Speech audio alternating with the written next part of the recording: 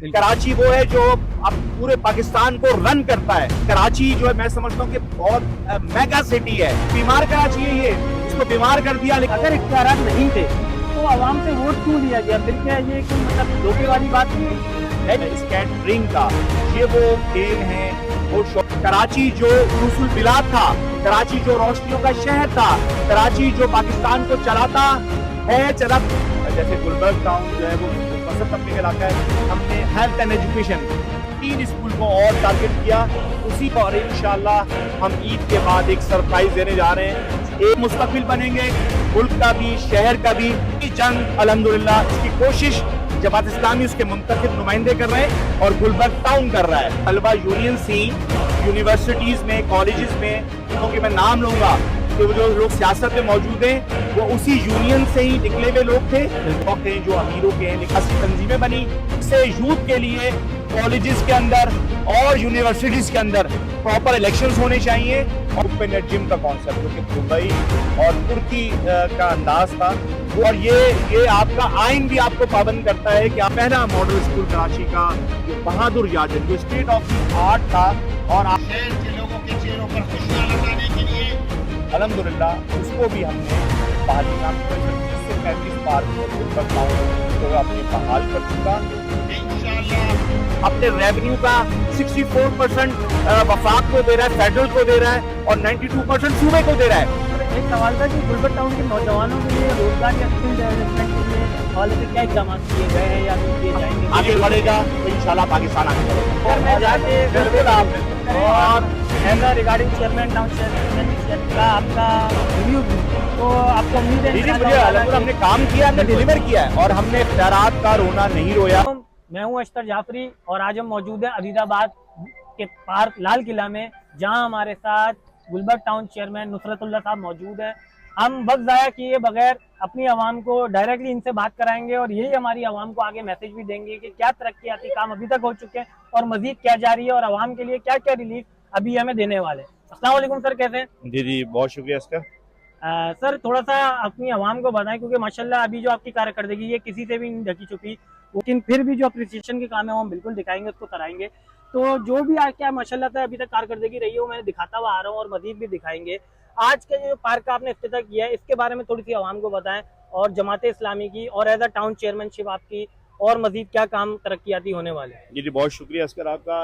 ये अल्हम्दुलिल्लाह गुलबर्ग टाउन अपने इब्तदा से ही जो उसके पास चैलेंजेस है, उसमें सबसे बड़ा चैलेंज गुलबर्ग टाउन के पास वाटर एंड सीवरेज का था, जो कि हमारी डोमेन और जुडिक्शन में नहीं है, और यानी हमने वो कर्ज अदा किए जो हम पे वाजिब नहीं थे, और एक खतीर रकम करोड़ों रुपए की मालियत के काम गुलबर्ग टाउन ने इस वक्त जो है फेल्डबे के 22 ब्लॉक में किए हैं।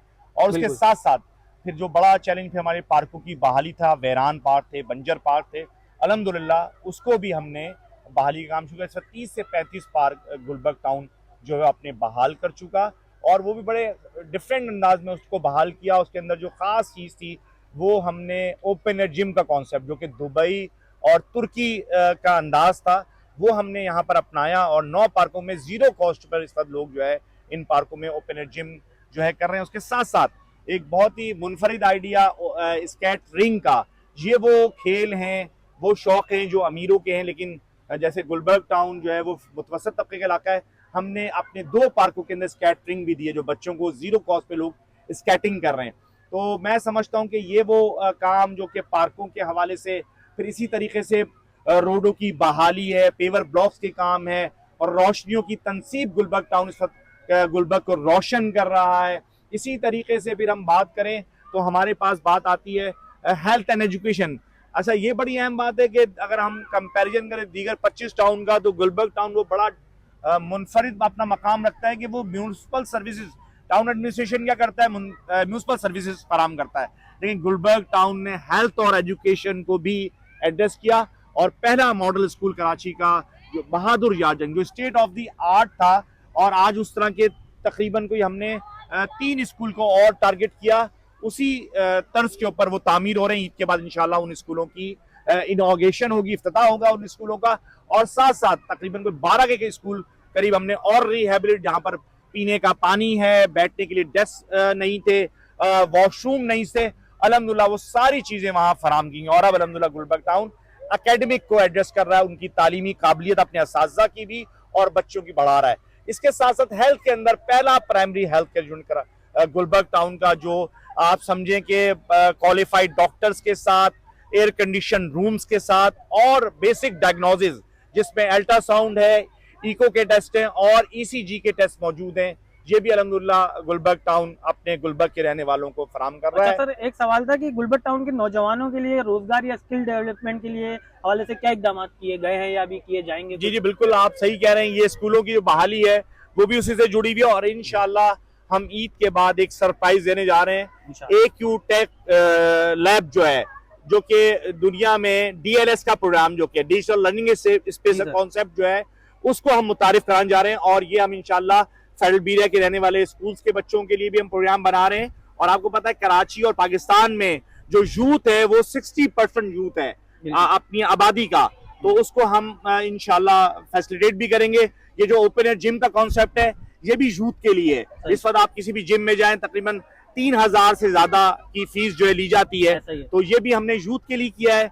और इसी तरीके से जो है वो बनो काबिल का जो प्रोग्राम है, तो वो भी अल्हम्दुलिल्लाह यूथ के लिए जमा इस्लामी उसके मुंतखब नुमाइंदे कर रहे हैं। तो ये वो सारे काम है जो यूथ के लिए हैं और इंशाल्लाह मुझे उम्मीद है। और यूथ जो है वो हमारी बहुत ही ज्यादा, कहते हैं ना कि अगर उसको हमने उसकी डायरेक्शंस को ठीक किया, उनको एजुकेट किया, उनको लर्न किया और जो है, तो मैं समझता हूँ कि वो ही मुस्तकबिल बनेंगे मुल्क का भी, शहर का भी।